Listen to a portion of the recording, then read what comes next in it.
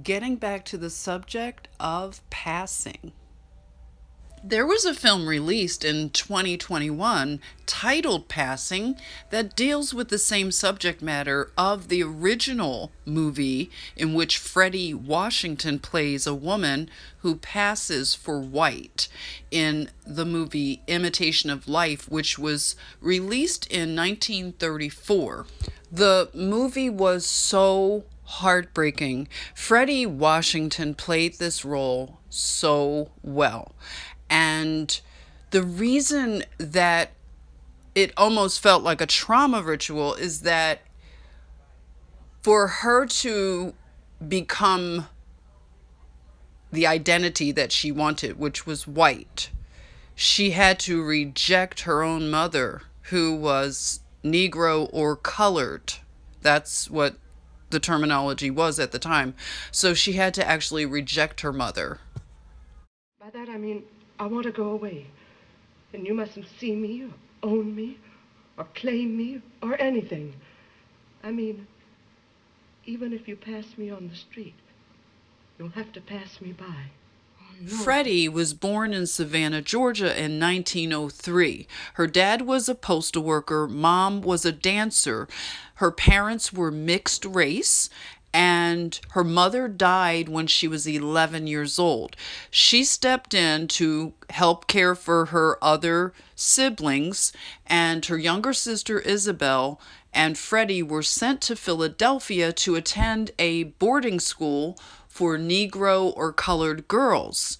Eventually, her family moved from Savannah during the Great Migration, and they went up to Harlem, New York. Eventually, Fredi followed, as well as Isabel. And Fredi and Isabel became chorus dancers, like they were dancers like mom, and they were a part of the Harlem Renaissance. Fredi Washington had many opportunities and invitations to take advantage of racial ambiguity and pass for a white woman.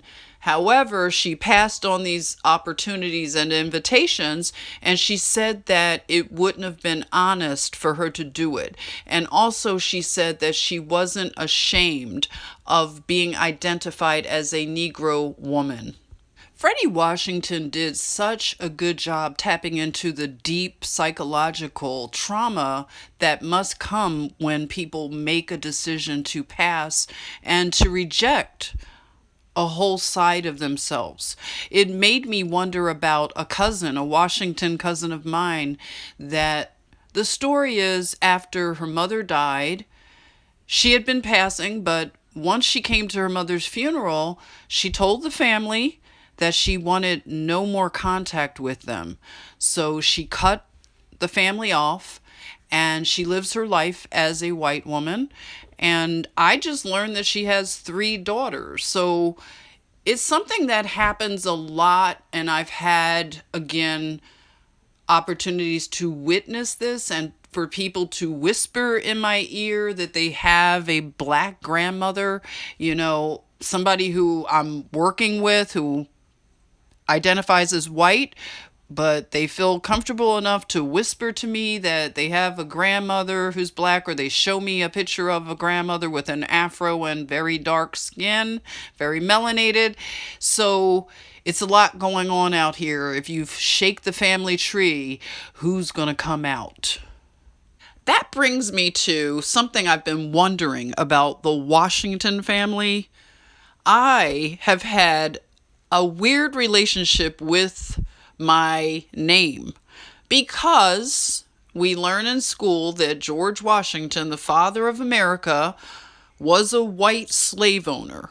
And I was told very young that that's the reason why I have the name Washington, is because of slavery.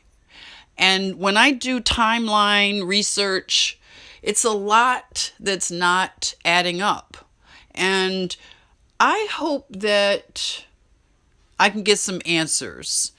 Maybe I can ask some of the Washingtons out there, what do they think? Is it something they have also experienced having a weird relationship with the name Washington, and what is their opinion about George Washington being a slave owner and that being the reason we have the name Washington. What do you think? And also, when I research Washingtons around these times of big events, civil wars, slavery, the Spanish flu, financial collapse, and I think about, wow, it wasn't that long ago they would have come out of slavery and then they became Renaissance men and women instantly. So that doesn't make sense. Tell me what you think. If you have any resources you can point me to, please do.